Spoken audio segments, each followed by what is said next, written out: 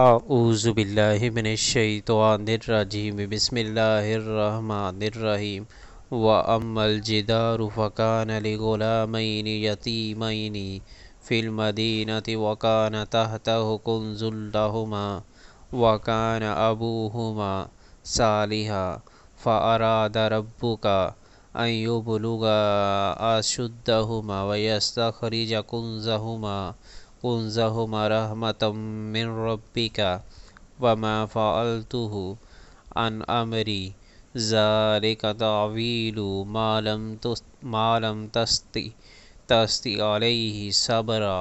اور اس دیوار کا معاملہ یہ ہے کہ یہ دو یتیم لڑکوں کی ہے جو اس شہر میں رہتے ہیں۔ اس دیوار کے نیچے ان بچوں کے لیے ایک خزانہ مدفون ہے اور ان کا باپ ایک نیک آدمی تھا، اس لیے تمہارے رب نے چاہا کہ یہ دونوں بچے بالغ ہوں اور اپنا خزانہ نکال لیں۔